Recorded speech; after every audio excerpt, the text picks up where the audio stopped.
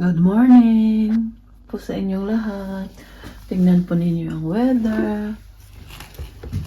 May snow pa rin. Hindi pa rin siya nawawala dahil ang lamig po ngayon. -4 dito po sa amin. Kaya hindi natutunaw ang snow. Nagtingin ako dahil tiningnan ko kung wala bang snow yung daanan. Pupunta kasi kami ni Fiona sa city. Bibili kami ng regalo.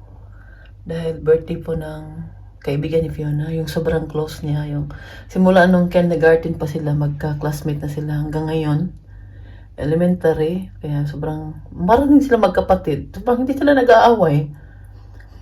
Kaya, bibili kami ng regalo ngayon. Yan talaga naman ginagawa nila tuwing every year nagbe-birthday yung si Fiona or yung kaibigan niya, may mga regalo talaga sila, dalawa bawat. May mga regalo talaga yan sila binibigay pag nagbe-birthday yan silang dalawa na. Kaya papunta kami ngayon at hindi kami magtagal sa city dahil sobrang lamig at gusto kong pumunta ng maaga para makauwi kami na hindi pa madilim ba sa labas. Yan lang. Ciao! Pupunta kami ngayon ni Fiona sa city. Tingnan niyo yung daan. Kailangan talaga lang linisan yan, lagyan ng asin at walang snow para walang madisgrasya. Kasi dito, daanan din to ng mga tao, mga sasakyan. Kaya kailangan siya, malinis. Sabi ko kay Fiona, maaga kaming pupunta ng city para maaga din kaming makauwi. Tingnan ko ninyo, sobrang puti ng palibot. Tingnan ko ninyo, sobrang puti. Sarap maglaro dyan, ng snow. Sakay kami ng Fiona. Ayaw namin maglakad, sobrang lamig. Inaawa ako sa mga anak ko ba dahil bukas balik eskwela na yan sila. Puti na lang na may kapitbahay kaming mababait na sinasabay na sila papuntang school taga umaga. Kannst du hast doch einen Handschuh an? Hast du eine Tasche? Sag Mama eine Tasche. Oh, may dala pa si Fiona ng bago. Taka na. Pag ganito yung weather sa Germany, pag minus, siya, yung temperature dito pag minus, hindi naman siya delikado kasi yung dinadaanan ay nilalagyan naman niya ng asin. Tingnan niyo, hindi siya madulas. Delikado lang siya kung mag-snow ulit at uulan. Tas minus yung, dahil sobrang delikado yan, ha? Yeah. Ayan. Suot naman natin yung ating winter shoes na mabigat. Here musto Bartin o dahintin. Hindi nga lang sa big. Darating yung sasakyan namin na bus ay ito, 13:49. Alauna 49. Sa Fiona. Ist nicht glatt, Fiona, deine Schafe? Besok mo da? Okay. Kinasabi ko sa kanya, try niyo yung glatt? Rutsch oder fest?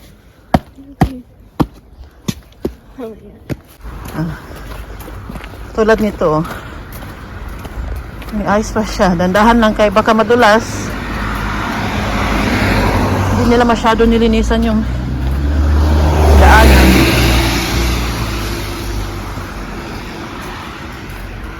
Nein, da, genau da, hinten. Ja, da, weiter.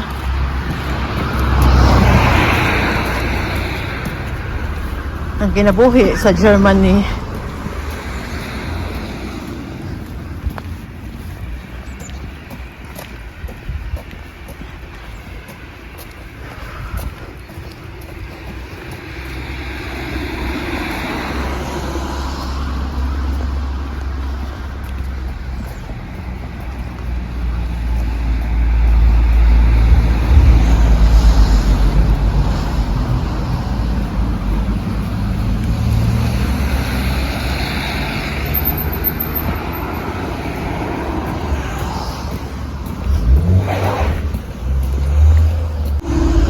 na kami ni Fiona sa city. Nag-antay na. Sa town. Oh. Sa town. Saan suot yung bag, Fiona? Show me. Ay, napalit pala siya ng regalo. Regalo na siya nandyan sa loob yung regalo niya. Nag-shank na for Ben.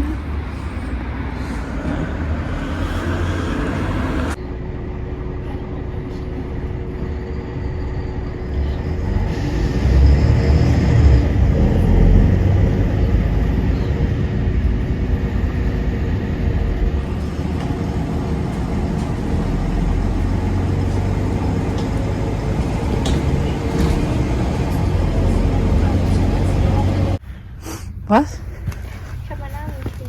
Oh, yeah. F-E-O-N-L. Sinulat ni Fiona yung pangalan niya. Makamera namin. Risky. Risky. Yeah, open. Yan. Risky. Why? Klaro. Klaro, ping. Meron akong gagawin. Nilagyan ko siya ng tubig. Tingnan natin kung anong oras or ilang oras siya maging ice. Kasi sobrang lamig dito sa labas ngayon. Lagyan natin dito. Ngayon, alas 3 na ng hapon. Babalikan ko yan mamaya. Ano, basa yan. Tubig yan, ha? Oh. Ayan siya.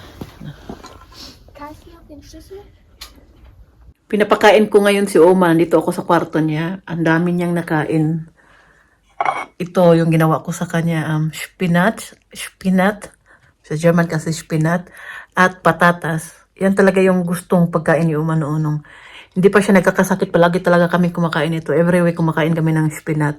Siya palagi nagluluto. Tapos may kapartner na isda. Yung fillet ba? Yung isda dito na nabibili sa supermarket dito. Fish station yung ano. At Globe, may nag-message sa akin si Martin. Ito nga nawala tuloy ako sa aking ano ba, nawala yung gusto kong sabihin. Saya ko ba dahil naubos ni Uma yung binigay kong pagkain sa kanya. Yun ang dami-dami itong binigay ko, naubos niya. Patatas, basta patatas talaga yung pagkain sa kanya. Kakain yan siya. At medyo nabalik-balik na yung panglasa siguro ni Uma ba.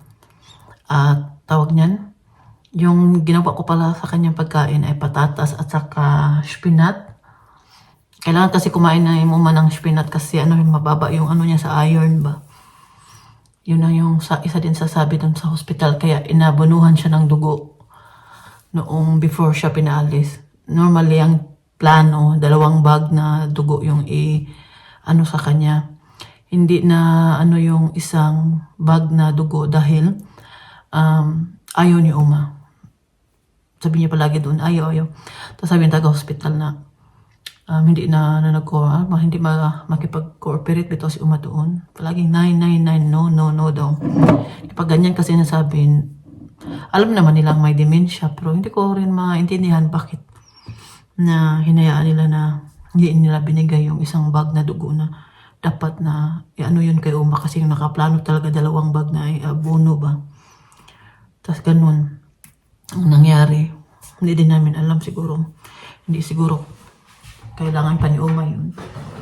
At sabi naman after 1 month kailangan i-blood test si Uma ulit. Check yung niya kung medyo okay na yung iron niya. Kaya pala medyo kaya pala si Uma palagi nanto. Pero sa last niyang check up sa hospital, may iron din siya, may problema din siya. Lang yung mababa yung ng iron niya. Tapos bawal siya kumain ng karne. Maraming bawal sa kanya yung 6 months na bawal karne, gatas, maraming bawal. Mas lalo pang bumaba yung niya.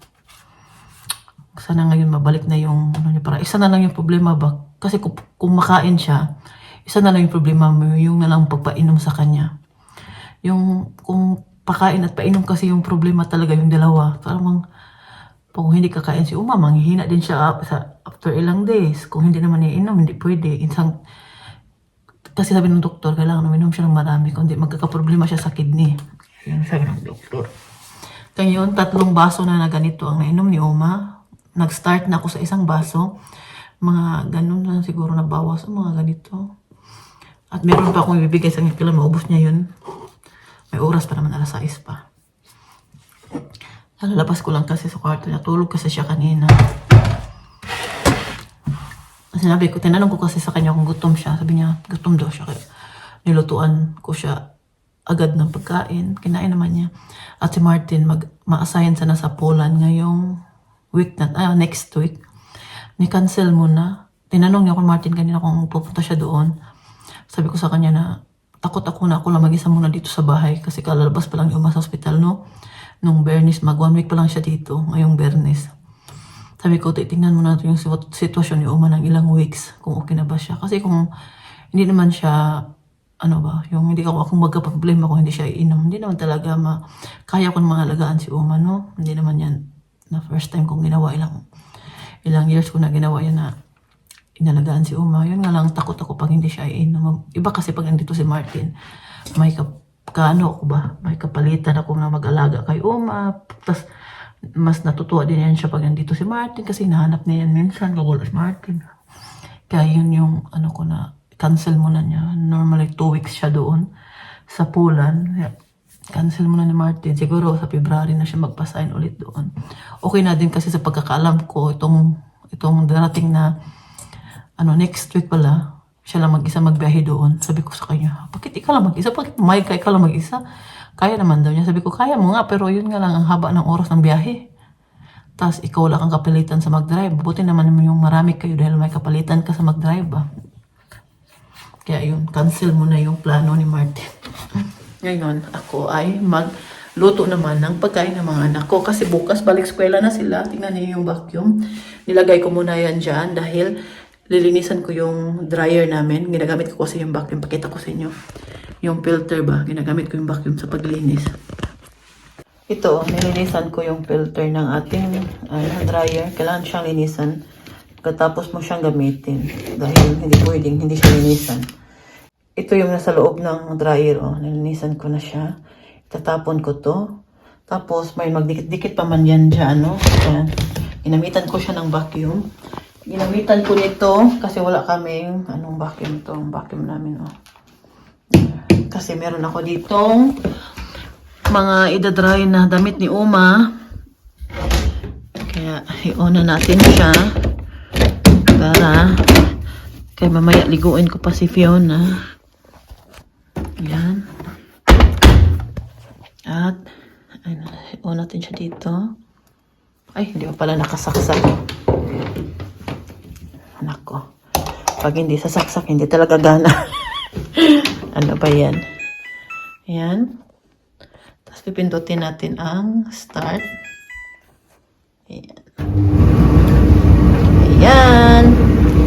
Tingnan ninyo ating diko noong New Year. Hindi pa tinanggal. At saka yung Christmas tree, hindi pa tinanggal. Pero inipon ko yan dyan, Kasi tatapon na natin yan siya. Parang nasiyangan akong itapon to. Ang ganda kasi tingnan, gold at saka black. Ganda tingnan ba? Si Martin yung patanggalin ko kasi matangkad. Siya na bahala magtanggal yan bukas siguro. At ito, hindi namin nagamit talaga. Kasi naka-elalat si Fiona may picture dito. Ako wala. Hindi yan din magamit next year dahil mayroon mang 2026 na kalagay dito. Lagay. Tapon na lang to. Tapon na natin siya. Yan. Yung Christmas tree natin, ngayong December ulit natin yan. Yan, Parang ayaw ko siya nanggaling kasi ang ganda kasi dito pag, minsan kasi sa gabi dito ako nag-upo, nanood ng K-drama sa cellphone ko. Tingnan niyo off ko yung ilaw, O, diba? Sobrang ganda ng ilaw. Tapos minsan nakahiga ako dyan, minsan dito. May kumot nga ako kasi yan yung ginagamit ko. Diba? Ang ganda. Parang ayaw ko siyang tagalin pero din kasi maghanap na lang ako ng ilalagay dito na ilaw ba. Kasi pag walang ilaw, madilim dito. Tapos pag ganyan kasi gamitin, sobrang maliwanag naman. Diba? Tingnan na lang natin. Ito, pagkain ni Michelle. May, ano siya, seafood. May, shrimps. So, kumain na kasi ako. Makabi siya lang ko. Si Fiona schnitzel. At si Philip naman, kumain na din siya. Si Martin na lang yung lulutuan ko mamaya. Tapos paliguan ko na si Fiona. Okay na to. Pwede na kainin. Michelle, kain na. May kasi si Michelle ngayon, may trangkaso. Itingnan natin after 5 hours kung nag-ice na siya. Nag-ice na diba? Nag-ice na konti. Uy, may ice na siya. Kita niyo yan. Lagay pa natin siya hanggang bukas. Diyan. Tingnan natin kung titigas pa talaga yan. Nakakatawa yung trip natin ngayon. Uy, yung lamig. Ito kami ngayon sa sinihan dito sa Plettenberg dahil manood kami ng Avatar. Dahil nasa cinema na yung Avatar part 3 ata, di ba? 3 siya ne? Tile 3 siya ne? Uy, ang bango ng popcorn. Uy.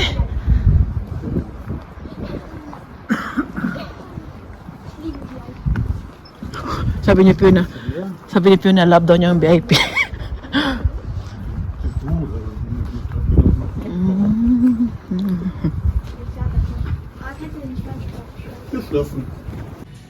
Das ist for this seconds. Huh? Guck mal, da gibt es auch SpongeBob. Itong tingnan namin, Avatar. We couldn't be friends anymore. I knock 1,000, but won't be done.